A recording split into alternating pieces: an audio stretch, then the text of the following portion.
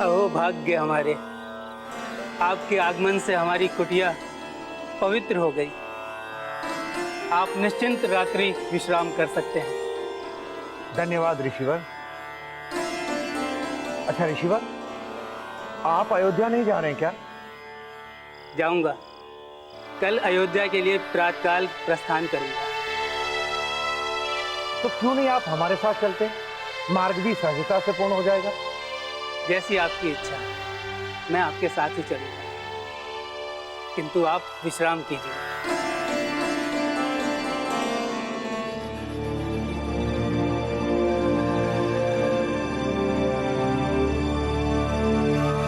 दो ऋषियों से उलझना उचित नहीं होगा।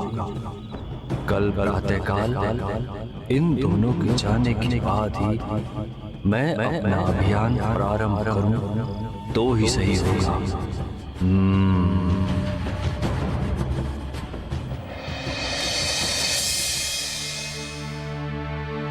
महाराज। महारानी, हमने सुना है कि हमारे नगर में कोई विचित्र प्राणी घुस आया है। वैसे तो उस विचित्र जीव से रक्षा हेतु हमने महामंत्री को महल की सुरक्षा व्यवस्था कड़ी करने का आदेश दे दिया है, परंतु महारानी, हम फिर भी चाहते हैं कि आप हमारे पुत्रों को अपने संरक्षण में अपने पास रखें या फिर गुरुदेव वशिष्ठ के आश्रम में भेज दें। महाराज, आपने ये उचित सोचा है। बालकों को मैं अपने पास अपने संरक्षण में रखूंगी। महारानी, ऐसा कहकर तो आपने मुझे चिंता मुक्त कर दिया, किंतु बालक कहीं दिखाई नहीं पड़ रहे हैं। कहाँ है बालक? मैं कब से उन्हें ढूंढ रहा हूँ। आपको तो पता है ना महारानी कि मैं अगर अपने बालकों को देखता नहीं हूँ तो मैं बहुत चिंतित हो जाता हूँ। महाराज, आप चिंता त्याग दीजिए, हमारे बालक यही हैं। राम, पुत्र राम।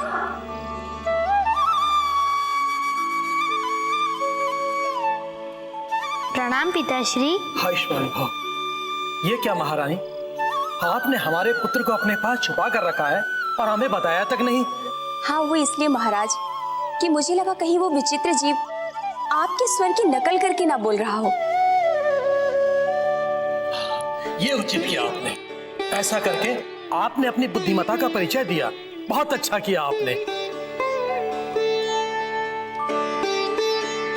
पुत्र राम, कैसे हो तुम?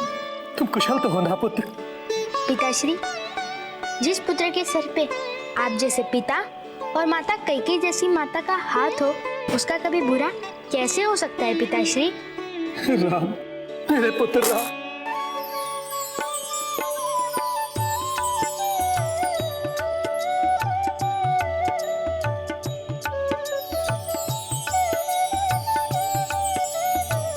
पुत्र राम, कल रामनवमी के अवसर पर सभी अतिथियों से मिलकर उनका आशीर्वाद लेना। जी पिताश्री। और हाँ पुत्र, उस विचित्र जीव से सचेत रहना। महल से बाहर मत निकलना। पिताश्री, उस जीवात्मा से इतना भय क्यों? हम सभी तो भगवान के संतान है ना। फिर तो वो हमारे भाई हुए, मित्र हुए। फिर भाई अथवा मित्र से भय कैसा? वो जो कोई भी जीव होगा उसका सच्चा हितैषी होगा। पुत्र स्पष्टीकरण नहीं देते, पिताश्री की बातें सुनते हैं। भूल हो गई। अरे नहीं नहीं, महारानी क्या कही, बोलने दो। बोलो पुत्र, बोलो। मेरे कहने का अर्थ था कि मानवतावादी विचारधारा में कोई भी जीव शत्रु नहीं होते। मानव धर्म तो हमें यही सिखाता है कि सबसे प्रेम करना चाहिए, क्योंकि मनुष्य ईश्वर की सबसे सुंदर रचना है और प्रेम ही तो सुंदरता है। उत्तम, अति उत्तम पुत्र। ईश्वर तुम्हारी सुरक्षा करे। खुश रहो पुत्र।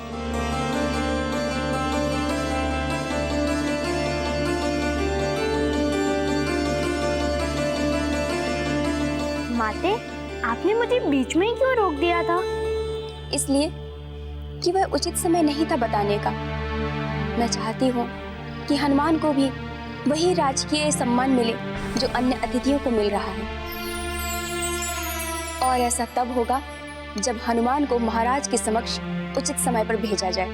तब तक चुप रहे जब तक मैं ना कहूं। या हनुमान को प्रस्तुत करने को नहीं कहती, समझे? जी माते, समझ गया। श्री राम राम राम, श्री राम राम राम, श्री राम राम राम, मेरे राम। निमंत्रण के बाद भी तुम्हें इतनी सारी कठिनाइयों का सामना करना पड़ रहा है। मेरे प्रभु, नहीं नहीं, मुझे कोई कठिनाई नहीं है, उल्टे मैं तो आनंद में हूँ। ऐसा संयोग तो बड़ा भाग्य से मिलता है। आप मेरे लिए चिंतित ना हो। कैसे ना चिंतित हो हनुमान? मैं तुम्हें वो सम्मान नहीं दिला पा रहा हूँ, उसका दुख तो रहेगा ना? क्यों रहेगा? माता कैकेयी मुझे इतना प्रेम जो दे रही हैं।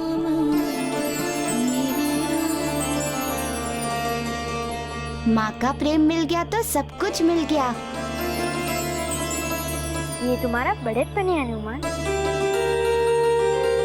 माता, आप कुछ शीघ्र उपाय सोचिए, क्योंकि इस प्रकार मुझे हनुमान को छुपा कर रखना अच्छा नहीं लग रहा है। चिंतित ना हो पुत्र, मैं हनुमान को बहुत ही शीघ्र ससम्मान सबके सामने प्रस्तुत करूंगी, और वो भी तुम्हारा मित्र कह के। और अब रात्रि अधिक हो गई है, जाओ तुम लोग अपने शयन कक्ष में जाओ। माता, क्या हम हमारे साथ हनुमान को हमारे कक्ष में ले जा सकते हैं? नहीं पुत्र, अभी हनुमान का इस कक्ष से जाना उचित नहीं है। और पूरे महल में यही एक ऐसा कक्ष है जो गुप्त कक्ष है। यहाँ स्वयं महाराज भी मेरे बिना अनुमति के अंदर नहीं आते।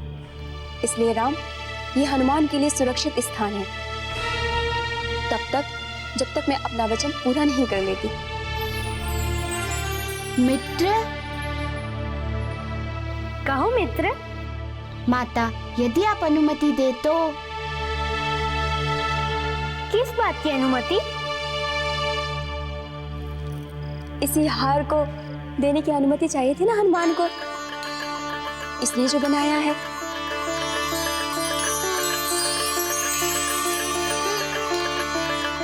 बहुत सुंदर है, बहुत अच्छा है। आप जाओ पुत्र, अपने कक्ष में जाकर शयन करो। और हाँ, तब तक बाहर मत निकलना जब तक मैं ना कहूँ। हाँ ठीक है माता।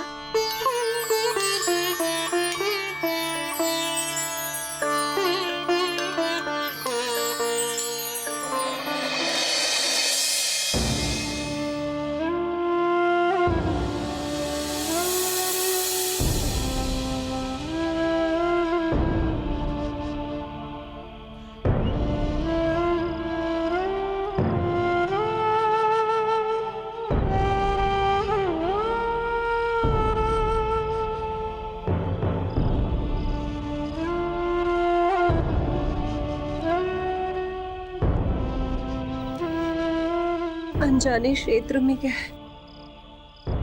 अनजाने लोगों के बीच, न जाने तो वहां पर कैसा होगा।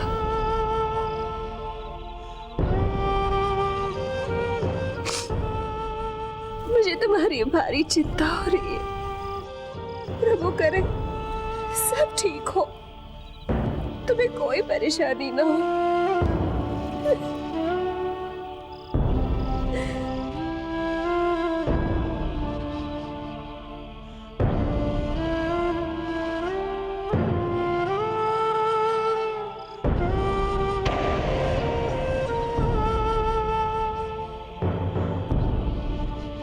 दिव्य अंजना,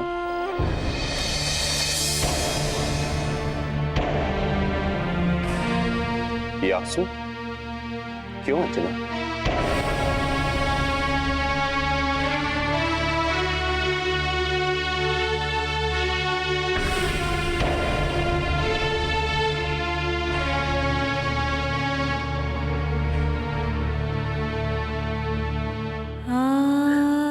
मारुति की बहुत याद आ रही है। न जाने वो वहाँ कैसा होगा। देवी अंजना, आप आकारा की चिंता कर रही हैं। आपका पुत्र कोई साधारण वाला नहीं है। वो जहां भी होगा उसे किसी प्रकार का कोई कष्ट नहीं होगा। वो कहीं भी है सुखपूर्वक होगा। अब मैं अपनी ममता को कैसे समझाऊं स्वामी?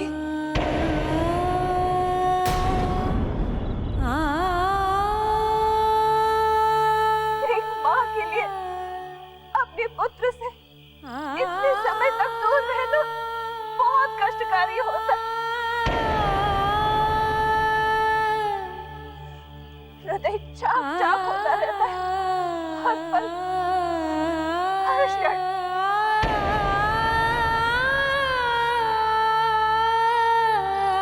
स्वामी, स्वामी, क्या मैं आपसे एक विनती कर सकती हूँ? हाँ देवी, विनती नहीं, आज्ञा दीजिए आप। स्वामी, किसी भी प्रकार, किसी भी जगत से क्या मुझे मेरी पुत्र का कुशल क्षेम समाचार प्राप्त हो सकता है? पवन देव भी तो वही है, उनसे पता कीजिए ना, कुछ कीजिए ना स्वामी। ठीक है देवी, मैं पवन देव से बात करके आपके पुत्र का समाचार मैं आपको अवश्य दूंगा। बस प्रातः काल होने तक की आप प्रतीक्षा कीजिए। रात्रि भी अधिक हो गई है, आप जाकर आराम कीजिए।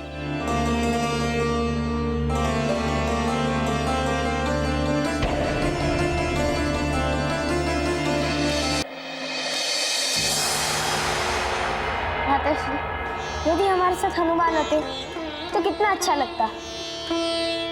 हम लोग उनसे खूब बातें करते, नहीं?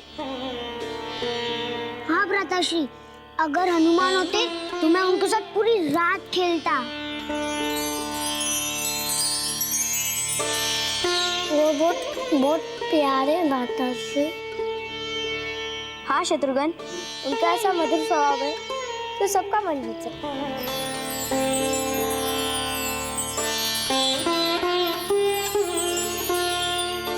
भ्राताश्री, अब तुम्हें मुस्कुरा रहे, कुछ बोल क्यों नहीं रहे? ठीक है, बोलता हूँ। मित्र हनुमान, बाहर आओ जाओ।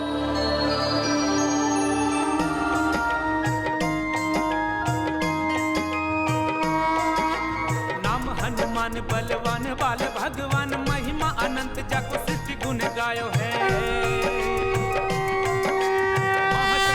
शक्ति ऐसो महावीर शक्ति, देखी देखी वैरिनी को अंतर कपायो है। अंजनी को लाल लाल लाल गाल, क्रोधवंत को न समझ पावे भ्रुकुटी चढ़ायो है। बाल हनुमान महाकाल भगवान धाय, वैरिनी के अंत है तू गदा को उठायो है। वैरिनी के अंत है तू गदा को उठायो है। वैरिनी के अंत है तू गदा को उठायो है। अरे आप यहाँ? भ्राताश्री, आपने तो हमें चकित ही कर दिया। पर एक सवाल पूछो हनुमान। पूछिए। आप हमारे साथ क्यों नहीं आए? हाँ, आपने भ्राताश्री से गले मिलकर क्या कहा? प्रभु, इन्हें इस मिलन के सत्य के बारे में बताने की अनुमति दीजिए। यदि किसी के मन में जिज्ञासा हो तो उसे अवश्य शांत करना चाहिए। बता दीजिए हनुमान।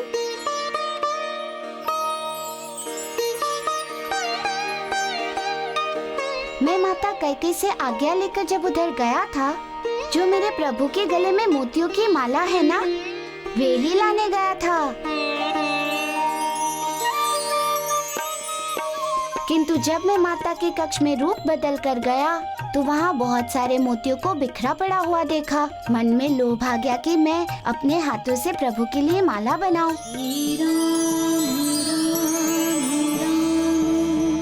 और प्रभु को पहनाऊं। तो वही माला आपने बनाई थी? हाँ।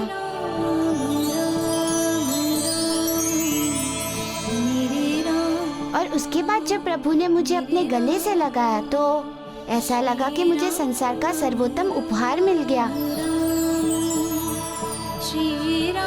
मेरे आराध्य का स्नेह। और उस स्नेह के साथ साथ आपके आराध्य का यहाँ आने का संदेश भी मिल गया।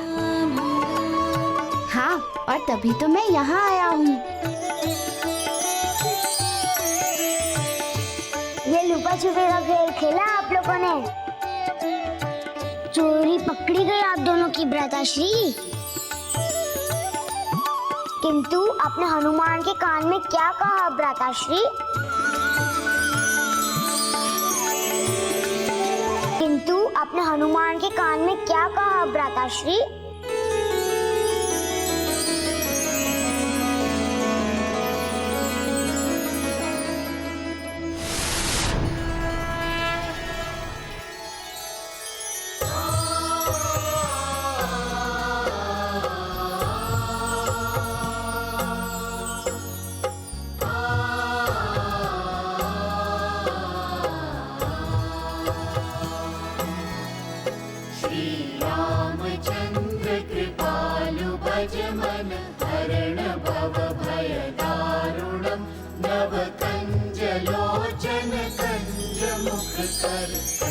आप हमारे साथ चलिए। मेरे सारे भ्राता आपके साथ समय व्यतीत करना चाहते हैं। व्याकुल है आपके साथ समय बिताने के लिए। मैं तो भारी धर्म संकट में आ गया। एक और मेरे आराध्य का आदेश और दूसरी ओर मेरे आराध्य की माताश्री का इस कक्ष से बाहर उनकी अनुमति के बिना नहीं जाने का आदेश। क्या करूं मैं अब? चिंतित मत होइए, आपके पास तो गुणारूप धर्म करने की शक्तियाँ है। अर्थात प्रभु? रूप परिवर्तन की शक्ति। समझ गया मैं प्रभु। मार्ग बताने के लिए बहुत बहुत धन्यवाद।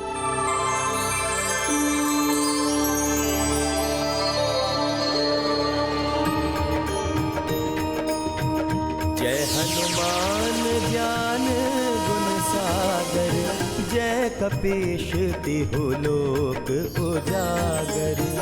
रामदूत अतुलित बल धामा, अंजनी पुत्र पवन सुत नामा।